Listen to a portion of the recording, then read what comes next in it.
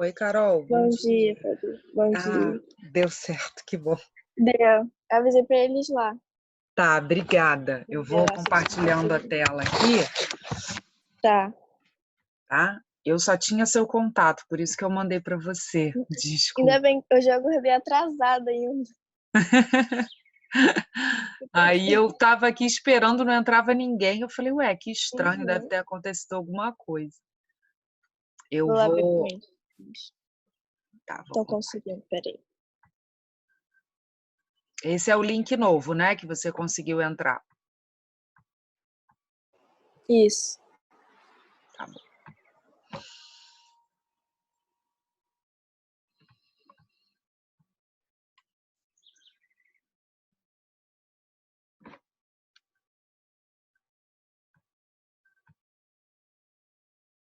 Tá aparecendo a tela? Tá aparecendo. Tá ótimo, então. Vamos só aguardar o pessoal entrar.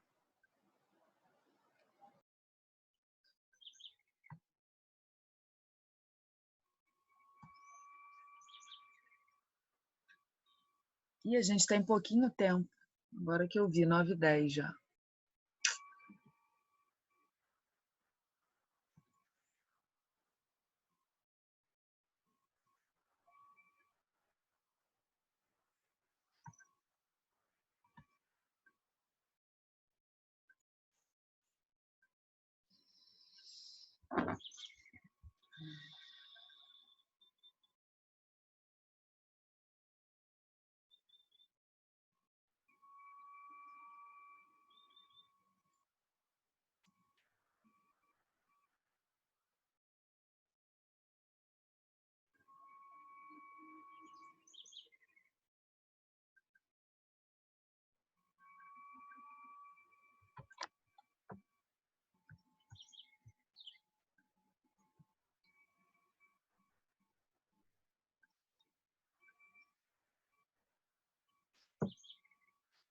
Oi, Ivan, bom dia. Bom dia. Tudo bem? A gente teve um problema, né? E eu estou olhando aqui, a gente tem pouco tempo, na verdade. Vocês têm outra aula agora na sequência? Temos inglês 10 horas.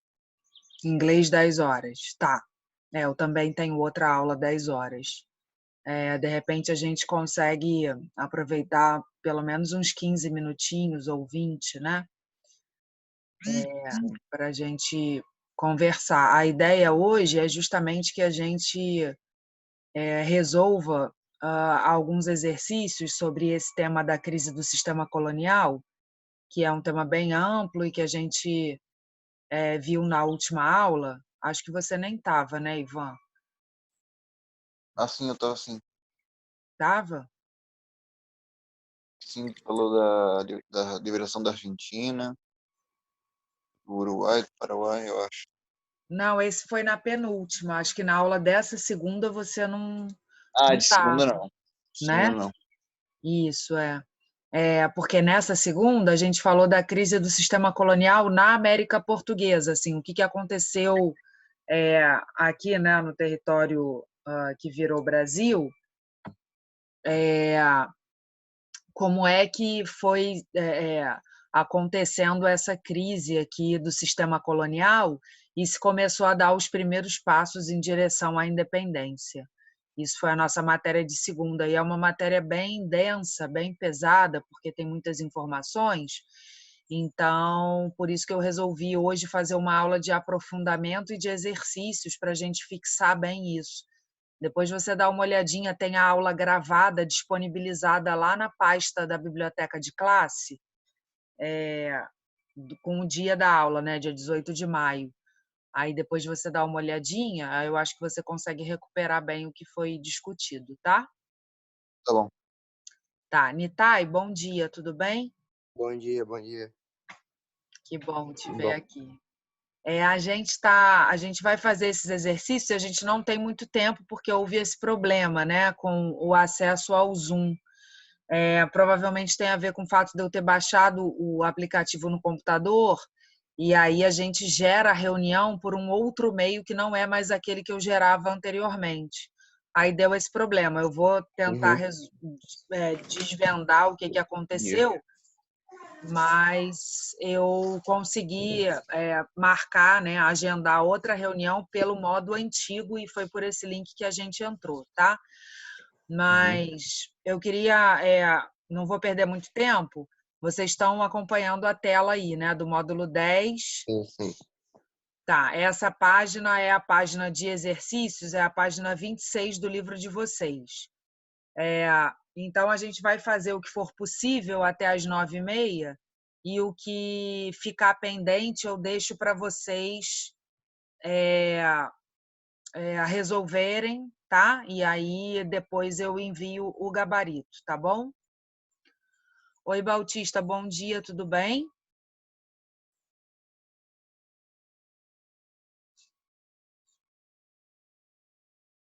Tá, vamos dar sequência. Depois, Bautista, se você tiver como abrir o microfone para conversar, vocês podem, inclusive, gente, deixar até o microfone aberto, porque nesse tipo de aula de resolução de exercícios é importante que vocês participem e deem as respostas de vocês, tá? Mesmo quem não fez ainda, pode ir sugerindo, a gente vai fazendo juntos, tá bom? Bom, a número 1 é, por conta da crise econômica em Portugal, na segunda metade do século XVIII, o Marquês de Pombal, ministro dos Negócios Estrangeiros e da Guerra, tomou uma série de medidas para... A gente falou, né, das reformas pombalinas, como elas ficaram conhecidas, e que o Pombal foi um déspota esclarecido, né? Um cara que, mesmo vindo de uma tradição absolutista, incorporou algumas ideias iluministas. Então, essa é a ideia de ser um déspota esclarecido. E ele implementou, ele como primeiro-ministro do rei de Portugal, ele implementou algumas medidas aqui na América Portuguesa. A gente discutiu algumas delas e aí a gente tem aqui algumas opções, né?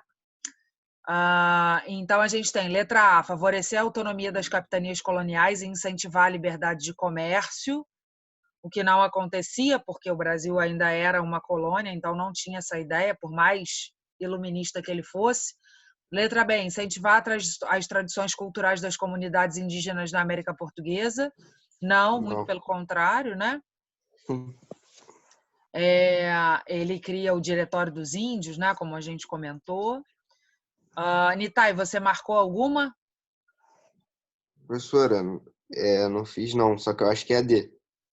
Tá, reforçar o controle sobre os produtos coloniais, aumentando impostos e criando uma estrutura administrativa e fiscal mais sólida.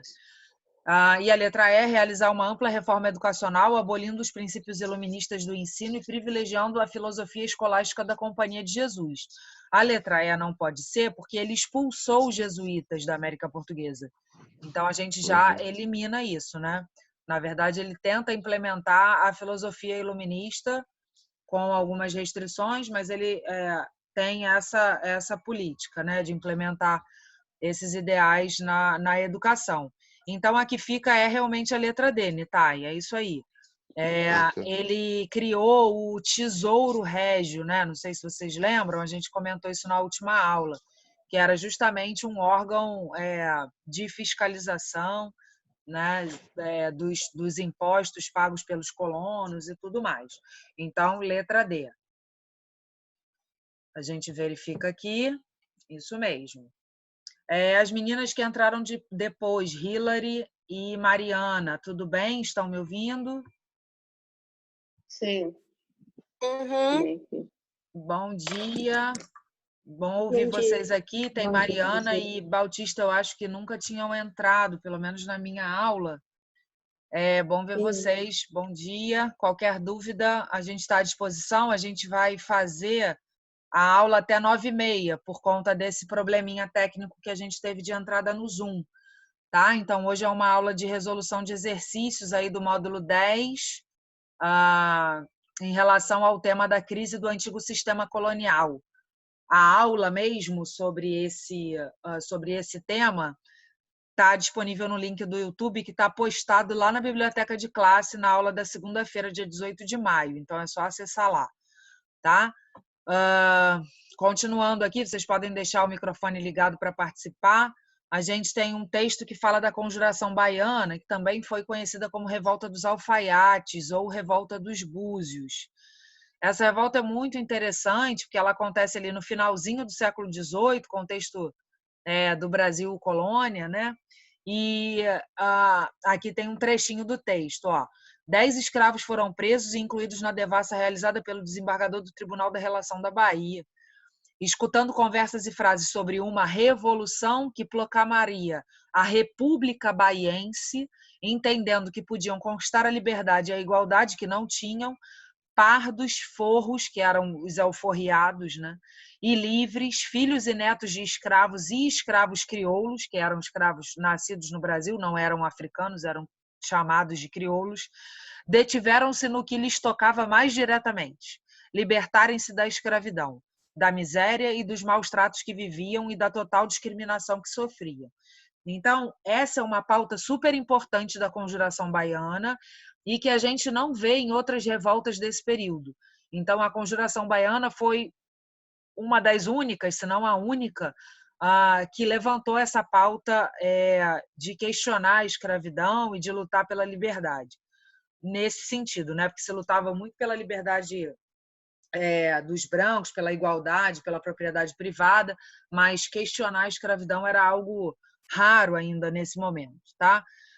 Então, aí a gente tem as opções. Letra A. A sedição na Bahia consistiu em uma revolta popular pela abolição da escravidão, que contou apenas com a participação de forros e escravos.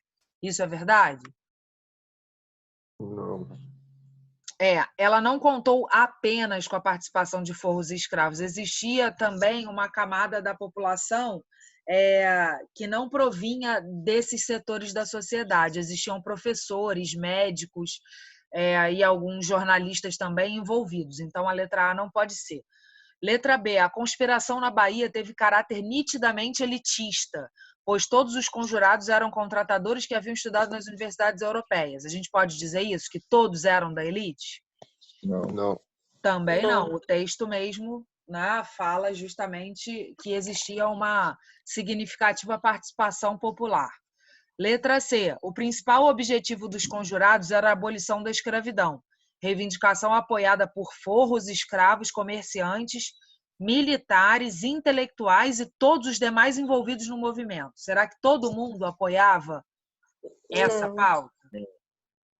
Não. Vou só lembrar vocês, a gente falou disso na segunda-feira, que quando a Revolução começa a tomar esse caminho, né, de uma revolução mais consistente de defesa do fim da escravidão, vários intelectuais e várias pessoas que pertenciam à elite e estavam envolvidas começam a se afastar da Revolução. Tá? Letra D. A questão da escravidão dividiu os revoltosos na Bahia. Muitos forros, escravos e comerciantes defendiam o fim da escravidão, mas o medo de uma revolta popular afastou do movimento intelectuais e outros setores. Acabei de falar isso, né? Uhum. E letra E, os ideais abolicionistas defendidos na Conjuração Baiana alastraram-se entre os escravos das províncias do Ceará, Paraíba, Rio Grande do Norte e Piauí, entusiasmando diversos setores da sociedade. O que vocês acham? Qual que pode ser, então, depois dessa análise que a gente fez? É D, né? Isso aí. Vamos ver. Isso aí. Tá? Tô junto com vocês aqui, fazendo junto. Nem olhei o gabarito antes. Tudo bem? Alguma dúvida aí sobre a Conjuração Baiana? Não. Deu para entender que, assim, não é só de escravo, não é só de intelectual, né? Defende o fim da escravidão, mas não é todo mundo que defende, são só os mais interessados. Quando isso começa a ganhar força, a galera da elite começa a debandar da revolução, tá? Então, Aí tem algumas questões discursivas aqui que retomam esse tema. Essas eu vou deixar para vocês fazerem aí por conta própria, como dever de casa, tá? E aí depois a gente pode voltar nelas caso seja necessário, tá bom? São questões que abordam aí. Aqui tem uma pesquisa na número 5, que também a gente não dá tempo de fazer agora, mas que trata mais da chegada da corte aqui, né? Desculpem, peraí. E aí tem aqui, ó, a número 2. Não, peraí. Essa a gente já fez, pensando criticamente, ok. Tá, aí eu separei também, vamos fazer rapidinho, a página 41, que é uma questão Enem, é um exercício de Enem, e que fala sobre a questão da transferência da corte, tá? Isso que eu estou passando aqui são conteúdos que a gente vai falar na próxima segunda-feira, tá? Então, não deixem de assistir. Mas essa questão aqui da página, eu acho que é a 41, que fala sobre decifrando o Enem. Tá, essa aqui. Ela é sobre esse assunto que a gente já estudou, então por isso que eu separei para a gente fazer, tá? Tem um texto aqui que eu vou abrir, fala da transferência da corte. A gente vai fazer essa e vai fechar por hoje, tá, gente? Infelizmente a gente teve esse problema, eu tinha separado algumas outras questões, mas aí fica também, vocês têm tempo de estudar, quem não assistiu a aula de segunda pode assistir lá pelo link do YouTube, porque na segunda-feira a gente vai dar continuidade, tá bom? Então, vamos lá. O texto diz assim: a transferência da corte trouxe para a América Portuguesa a família real e o governo da metrópole. Trouxe também, e sobretudo, boa parte do aparato administrativo português. Como eu disse, né, a transferência da corte ela não é uma fuga desordenada, improvisada. Ela apesar de ser algo organizado de forma urgente, ela é muito bem pensada, organizada, e nessa transferência, por isso que a gente não fala nem em fuga, a gente fala em transferência, porque realmente é uma mudança não só das pessoas, mas de toda a estrutura administrativa do governo do Império Português de Lisboa para o Rio de Janeiro. Tá? Personalidades diversas e funcionários régios continuaram embarcando para o Brasil atrás da corte. Atrás da corte, dos seus empregos e dos seus parentes após o ano de 1808. Então, de primeira, vem uma grande leva de pessoas diretamente ligadas ao governo e depois começam a vir mais parentes e tal. Então, o fluxo de pessoas vindo para o Rio de Janeiro é realmente bastante significativo. Tem também um fator importante, que é de Portugal estar sendo ocupada pelas tropas do Napoleão, né? A gente não pode perder isso de vista. Então, é uma situação, é um cenário de guerra. Então, quem podia sair de Portugal e vir para cá, vinha, né? Sobretudo aqueles que tinham parentes que já tinham vindo antes. Lembrando que a viagem não era nada tranquila, demorava pelo menos 2 meses, só podia ser feita de navio, né? Era também muito custosa e muito arriscada. Então, era algo assim bastante interessante, tá? Então, vamos fazer essa daqui para a gente fechar. Os fatos apresentados se relacionam ao processo de independência da América Portuguesa por terem... Qual que vocês acham que pode ser? Vou deixar vocês lerem, pensarem e me responderem. Letra B. Vamos lá, mais alguém?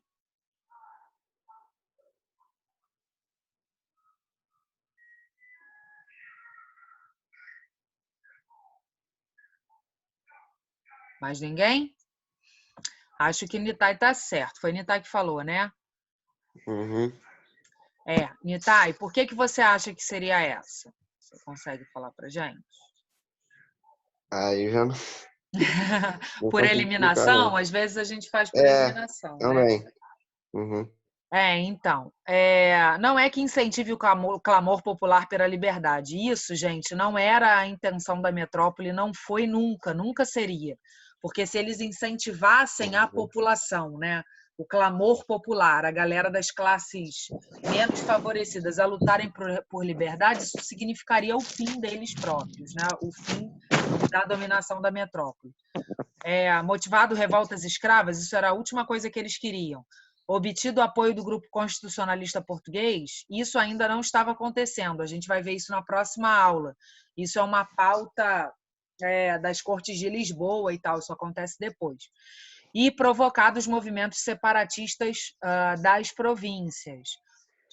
Não é, né, diretamente isso. Vamos ver se é a letra B, então. Isso aí. Os movimentos separatistas das províncias, eles aconteceram antes, como o caso da Conjuração Baiana e a Conjuração Mineira, né? Mas não foram causados pela transferência da corte. Isso foi bem antes da transferência da corte. E depois a gente vai ver que vai acontecer em Pernambuco, a Revolução Pernambucana, em 1817, mas acontece não por causa da transferência da corte, assim, mas por causa do fortalecimento do Rio de Janeiro como capital e tal, é uma outra questão, tá? Tudo bem até aí, então, gente? Uhum. Sim. Tá. Então, eu vou pedir a vocês o seguinte, aqui tem uma análise da questão, né? Analisa cada uma das alternativas, é bem legal, se vocês tiverem um tempo, meio que isso que a gente acabou de fazer, vocês podem fazer. O Ângelo chegou agora. E aí, tem algumas dessas questões aqui que eu tinha selecionado para a gente fazer, essas de Enem aqui. Só que não vai dar tempo, né? Vocês, se bem que eu acho que dá, sim. Vocês têm outra aula 10 horas só, não é? Uhum. Uhum. Eu também. Eu acho que a gente pode fazer a número 4, a número 5 e a número 9. Vamos fazer rapidinho? Aí a gente encerra? Pode ser, Pode pode ser. ser. Tá, porque essas aqui são de assuntos que a gente ainda não viu, então vamos partir para 4. Aí depois a gente, quando a gente fechar o capítulo, a gente volta nessas. Oi, Ângelo, bom dia, tudo bem? Oi, tudo bem? Bom dia. Tá, a gente começou mais tarde, porque houve um probleminha no Não, eu acesso sei. ao Zoom, né? E aí a gente vai agora só fazer mais essas 3 questões e vai encerrar, tá? Se tiver alguma dúvida, vocês me falam. Bom, tá, aqui essa questão número 4 é uma questão da UFMG, inclusive, né, que é a Federal de Minas Gerais, e fala sobre o Joaquim José da Silva Xavier, que era o nome do Tiradentes, né? Aí tem esse textinho. Se por acaso estes países chegassem a ser independentes, fazendo as suas negociações sobre a pedraria pelos seus legítimos valores, pedraria as pedras preciosas, né? E não sendo obrigados a vender escondido pelo preço que lhe dessem, como presentemente sucedia pelo caminho dos contrabandos, em que cada um vai vendendo por qualquer lucro que acha, e só os estrangeiros lhe tiram a verdadeira utilidade por fazerem a sua negociação livre e levado o ouro ao seu legítimo valor.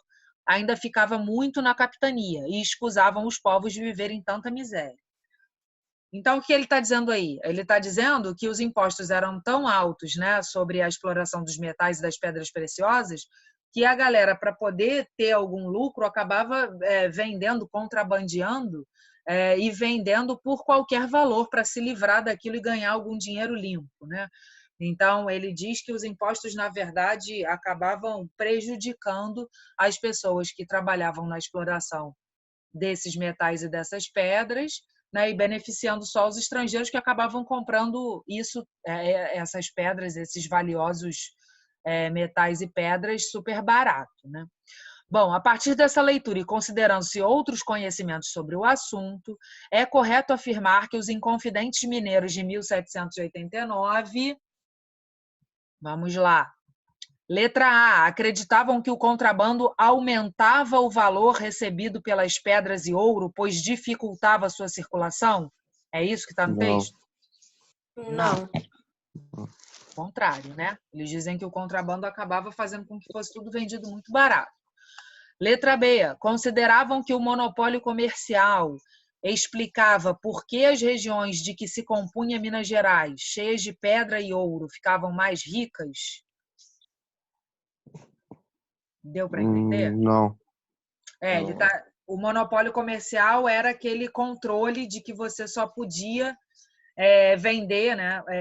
Tudo tinha que passar pelos portugueses, você não podia vender para outras pessoas de forma legal, né?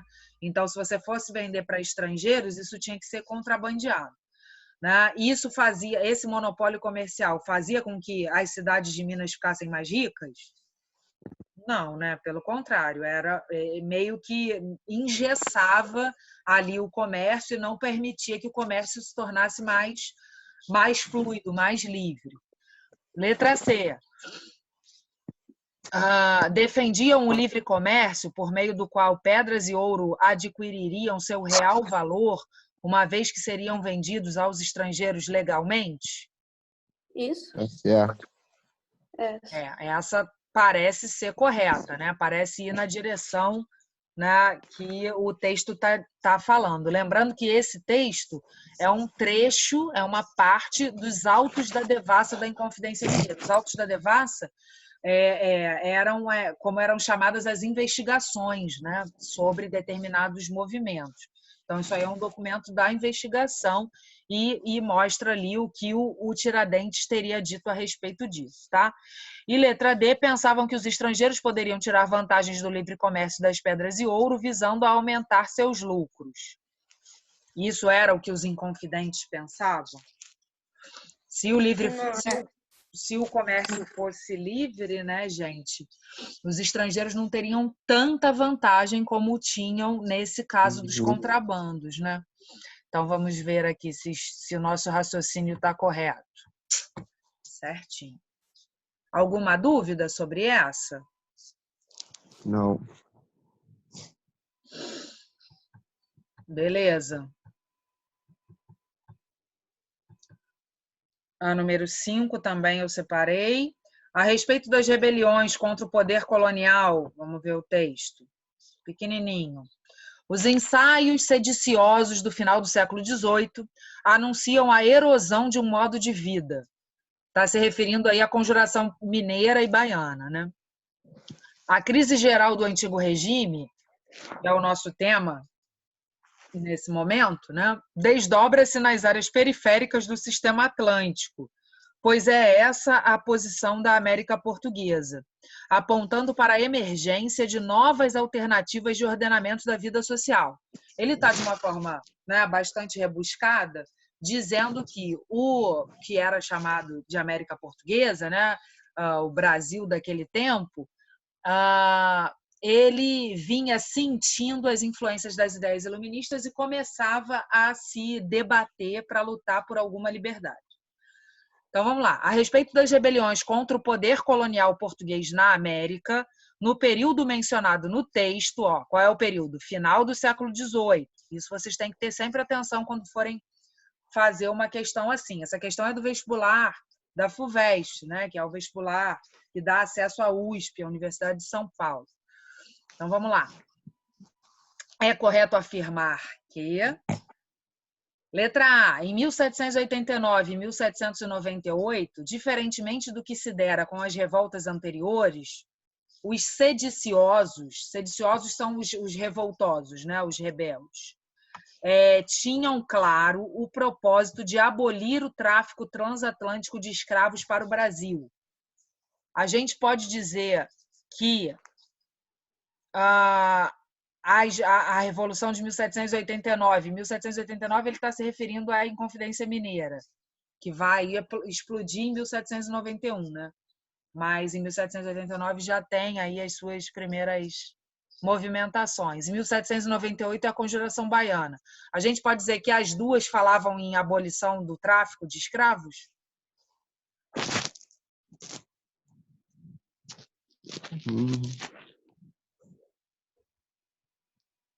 A Conjuração Baiana falava, né? Falava em liberdade, em fim da escravidão, certo? Uhum. E a Inconfidência Mineira do Tiradentes falava alguma coisa sobre fim da escravidão?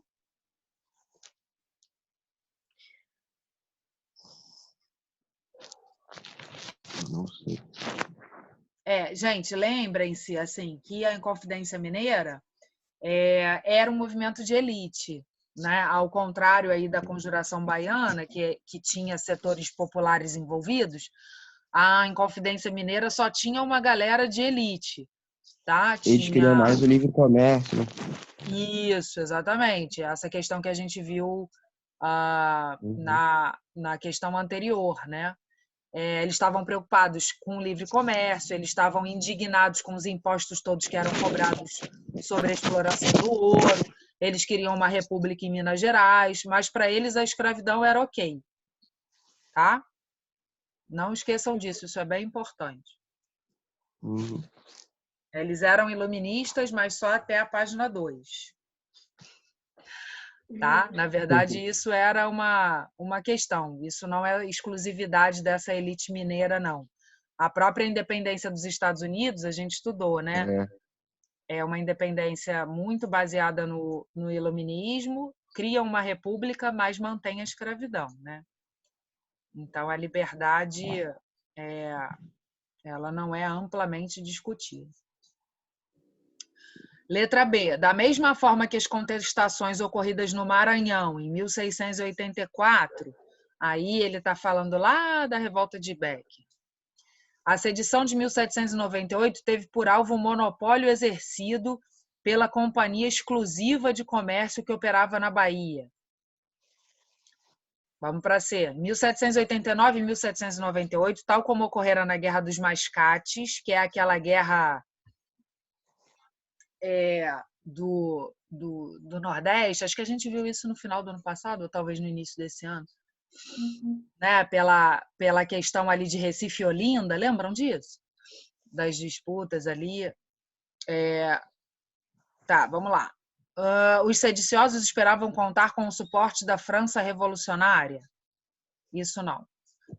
Tal como ocorrera na Guerra dos Emboabas, a sedição de 1789 opôs os mineradores recém-chegados à capitania aos empresários, havia muito estabelecidos na região. A gente tem mais 10 minutinhos só, mas vamos acabar antes disso. Então, assim, uma dica para vocês importante também, né? Vocês estão falando de uma questão aqui, ele dá várias pistas com outras guerras, com outros eventos históricos, comparando. Você não precisa saber exatamente todos esses eventos, você pode ir por eliminação e, se você sabe um ou outro, você vai cortando, né? Por exemplo, a sedição de 1789, ele está falando da Inconfidência Mineira, opôs os mineradores recém-chegados à capitania aos empresários que estavam estabelecidos na região há muito tempo? Não, né? Não é essa a questão da Inconfidência Mineira, tá? Não é uma questão entre a galera que vem de fora e a galera que já está.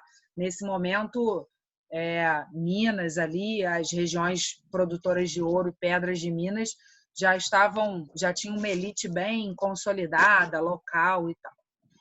1789 e 1798, ele insiste nessas duas datas. Seus líderes projetaram a possibilidade de rompimento definitivo das relações políticas com a metrópole, diferentemente do que ocorrera com as sedições anteriores. As duas fizeram isso? As duas tinham essa pretensão de se tornarem independentes da metrópole, tanto Minas quanto Bahia? Que letra é essa, professora? Hã? Qual letra é essa? É. É que não tá aparecendo aqui. Ah, tá. Não? Agora eu vi aqui. Viu? Mas, Tá? uhum. Então, ó, essa é importante porque, assim, a gente volta lá no texto, né? E o texto ele nunca está numa questão à toa. Ele sempre te dá algum caminho. Então, é importante voltar lá no texto e olhar do que o texto está falando. O texto está justamente falando, né, de que essas revoluções aí do final do 18, que são essas de 1789 e 1798, que são Inconfidência Mineira ou Conjuração Mineira e Conjuração Baiana, também é chamada de Revolta dos Alfaiates, essas duas revoltas, né, essas duas conjurações, como eram chamadas na época, elas em comum, elas tinham a vontade de separar a sua região do domínio português, tá? De diferenças, elas tinham a questão da escravidão, por exemplo, que uma defendia, a outra não. Mas, em comum, elas tinham esse separatismo, tá? Então, vamos ver se é isso mesmo. Isso aí. Beleza? Tudo bem, galera? Vocês estão ouvindo? Eu só ouço Nitaia. Sim. Sim? Sim. Tá aí para a gente fechar. Número 9. Considerando os conflitos sociais que ocorreram na segunda metade do século XVIII na América Portuguesa, voltando, mesmo tópico, tá? Podemos afirmar que, letra A, tanto na Inconfidência Mineira quanto na Baiana, estava presente em parcela dos integrantes a noção de que os governos deveriam existir para garantir direitos naturais dos homens, como a liberdade e a propriedade. Vamos ver a B. A Inconfidência Mineira não recebeu influência do movimento de independência dos Estados Unidos ocorrido em 1776. Recebeu, sim, né? Dizer que não recebeu é muito radical, assim. A gente pode até discutir que recebeu influência de outros movimentos que estavam acontecendo na mesma época, como a Revolução Francesa, por exemplo. Mas dizer que não recebeu é muito forte, né? E com certeza a independência dos Estados Unidos era um grande exemplo, uma grande experiência de que se tinha notícia, tá?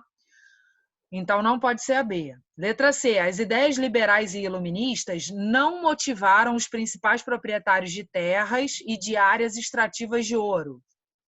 Não, né, gente? As ideias iluministas e liberais motivaram essa galera. Isso é indiscutível, né? Tudo bem até aí? Uhum. D. Tendo participação dos alfaiates como líderes da conjuração baiana, não se percebe influência de ideias iluministas no movimento. Eu falei para vocês que essa Revolução Baiana pode ser conhecida como Revolução dos Alfaiates, né? Porque vários dos participantes tinham essa profissão de alfaiates, que eram os costureiros, né? Da época. E eles tinham influência de ideais iluministas, claro, isso é indiscutível nesse momento. Tá? Então, todas essas revoluções aí do final do 18, é indiscutível que elas tenham influências de ideias iluministas, tá? Por mais que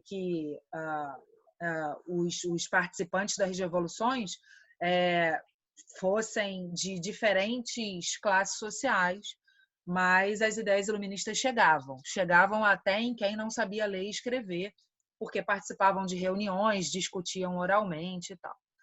Letra E. Os Inconfidentes Mineiros tinham como projeto a ruptura com Portugal e a criação da República Federativa do Brasil, conforme conhecemos hoje. Isso procede? Eles queriam uma República Federativa do Brasil ou eles defendiam uma República de Minas Gerais? É isso aí. De Minas Gerais, né? De Minas Gerais. Isso é super importante. A gente falou disso até quando a gente discutiu esse tema pela primeira vez, acho que no ano passado ainda.